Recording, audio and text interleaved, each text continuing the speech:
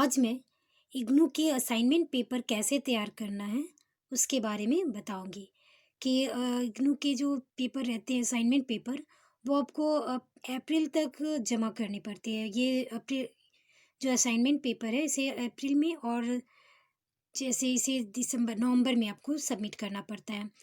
जैसे कि हम जानते हैं कि इग्नू का जो फाइनल एग्ज़ाम होता है वो साल में 2 बार होता है। एक जून में मई जून में और एक दिसंबर के टाइम में होती है। तो उसके पहले आपको उसके 2 to 3 मंथ्स पहले आपको असाइनमेंट पेपर भर के और एक असाइनमेंट पेपर के थ्रू क्वेश्चन पेपर सॉल्यूशन करके लिख के आंसर से पूरा सबमिट करना पड़ता है। तो मैं इसके बारे में समझाती हूँ कि कैसे आप करेंगे तो आपको अच्छे मार्क्स आप पा सकते हो। सबसे पहले तो आपको इस प्रकार का जो फॉर्म रहता है वो आपको जब आपने इग्नू के एडमिशन के समय प्रोस्पेक्टस लिया था उसमें इस तरह का रहता है फ़ोटो, उसे आपको ज़ेरॉक्स कराना पड़ता है। तो आप उसे ज़ेरॉक्स करा लेंगे और उसमें आपको सबसे पहले enrolment number, then student name, programme code, MHT जो सब्जेक्ट है वो आपको फिल करना होता है।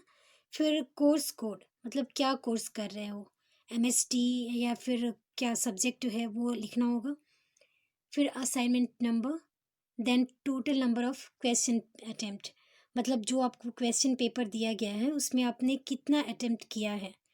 तो आप जितना अटेम्प्ट करोगे जैसे यहाँ मैंने लिखा है ऑल अटेम्प्ट मतलब मैंने सारे क्वेश्चंस को अटेम्प्ट किया है। देन डेट ऑफ सबमिशन मतलब ये जब आप ये असाइनमेंट का पेपर जिस दिन सबमिट करोगे वो डेट डालना होगा कि मैंने इस डेट में सबमिट किया है। तो डेट ऑफ सबमिशन में जिस डेट में आप सबमिट करोगे वो डेट लिखना है। Then phone number, then signature of student वो करना होगा। देन नीचे एड्रेस। उसके बाद आप जब नीचे आओगे तो ये सारे जो आपके पेपर करेक्शन जो करेंगे सर वे फिल करेंगे इसमें सारा कुछ। नीचे आपको कुछ भी नहीं करना है, ठीक है।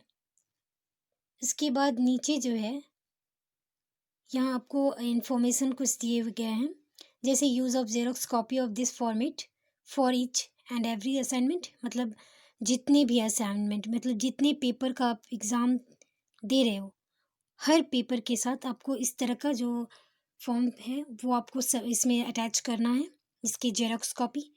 Then photograph of questions must attached with your responsible sheet मतलब जिस पेपर का आप क्वेश्चन अटेम्प्ट किए हो उसके साथ आंसर तो आप लिखोगे ही, उसके साथ आपको क्वेश्चन पेपर की भी एक कॉपी इसमें सबमिट करनी है। Then affix postal stamp of ₹4 मतलब पोस्ट स्टैम्प भी आपको लगाना है। Acknowledgement slip must be attached with your responsible sheet मतलब आपको एक्नॉलेजमेंट स्लिप भी आपको सबमिट करना है।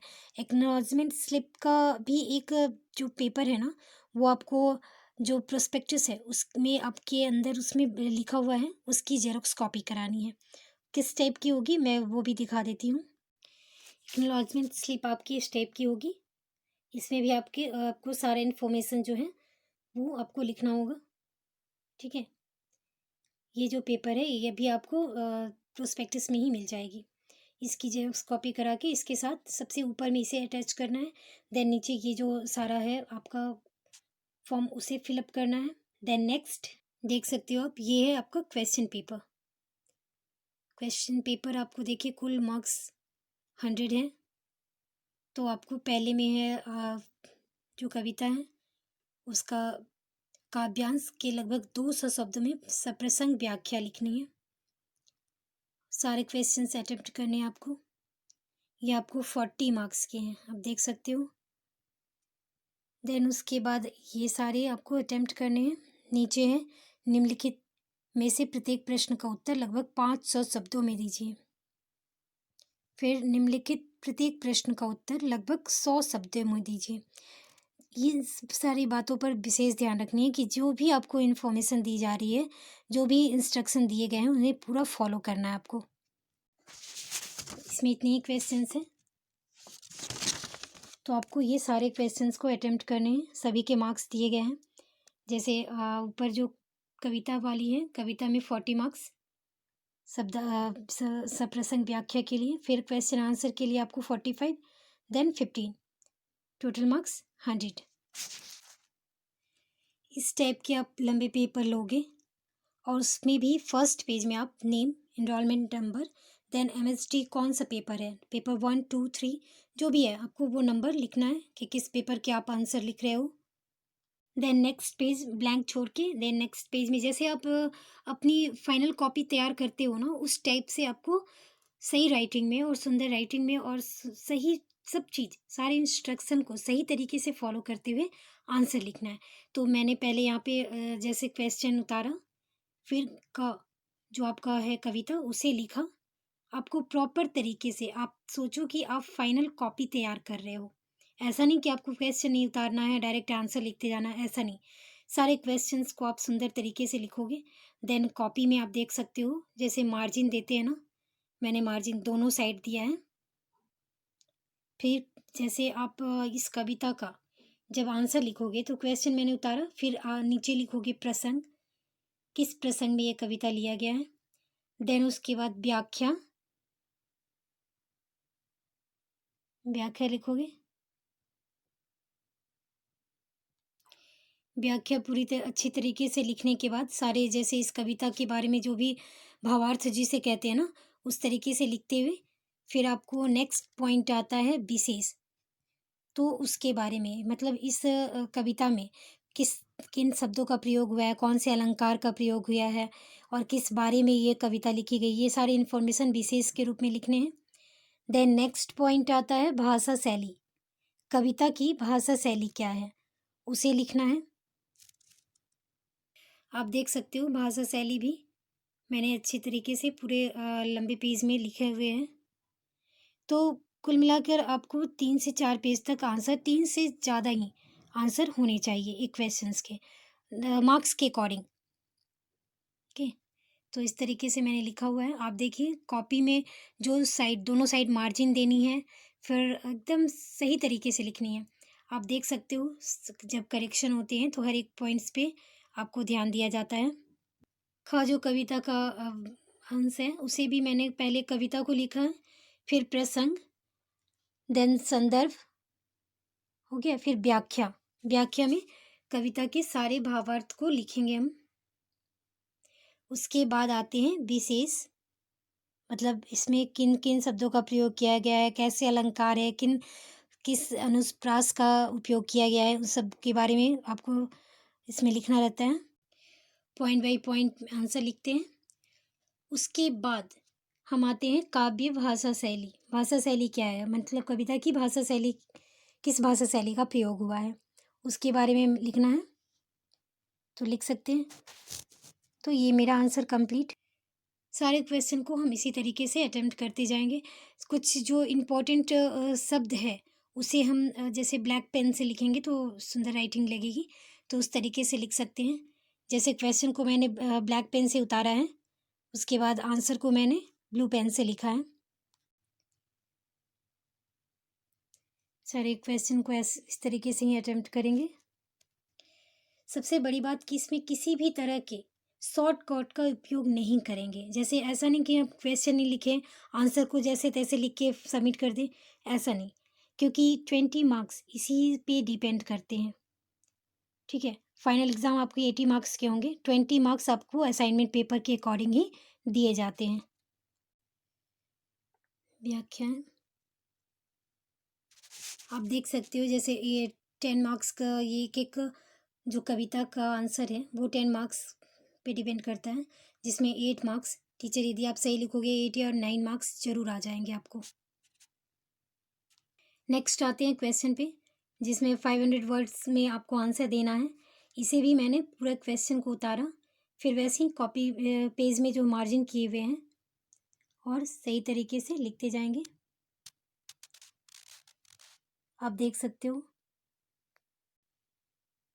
जहाँ पैराग्राफ चेंज करना है आपको वो चेंज करोगे।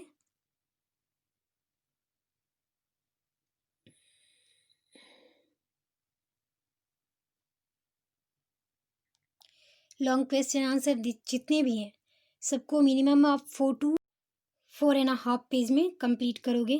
देन आंसर जब कंप्लीट हो जाए तो लास्ट में आप कंक्लूज़न निष्कर्ष ज़रूर लिखोगे। सारे क्वेश्चंस को अटेम्प्ट करने के बाद लास्ट में कंक्लूज़न ज़रूर लिखोगे आप। तो इस तरह से फाइनल आपका एक क्वेश्चन कंप्लीट होता है। इसी तरह से सारे क्वेश्चंस को लिखेंगे।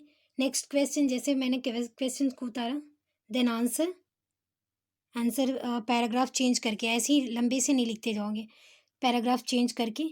और सबसे बड़ी बात कि आपको जब ये पेपर यूज़ करोगे तो ये लंबे सीट का होना चाहिए, छोटे पेज में नहीं लिखना है। आप देख सकते हो यदि आप प्रॉपरली लिखोगे ना तो मार्क्स भी बहुत ही अच्छे आएंगे। जैसे ये क्वेश्चन आपका पर क्वेश्चन 5 मार्क्स का है, जिसमें आप देख सकते हो 4.5 मार्क्स आते हैं यदि आप सही तरीके से सही फॉर्मेट के साथ लिखोगे तो।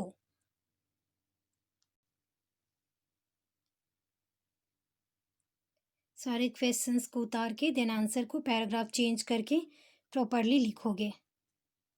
आप देख सकते हो 5 में 4.5 अच्छे मार्क्स हैं। इस तरह से आप लिख सकते हो, हाफ एन मार्क्स तो करते ही हैं।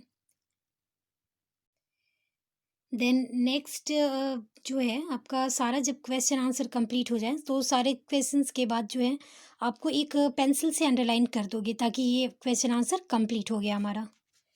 और सारे पेज में आप मार्क्स नंबर ज़रूर लिखोगे। जैसे पेज नंबर 1 2 जैसे नंबर लिखते हैं ना, वैसे सारे पेज में लिखते जाओगे। तो इस तरह से हमारा सारा असाइनमेंट ये कंप्लीट होता है। देन सारे को स्टेपल कर दोगे अच्छे से। स्टेपल करने के बाद स्टाम्प और वो जो स्टैम्प पेपर है सारा चिपका के और उसके बाद सबमिट कर दोगे। इस तरीके से यदि आप लिखोगे ना तो मैं श्योर करती हूँ कि आपको बहुत ही अच्छे मार्क्स आएंगे।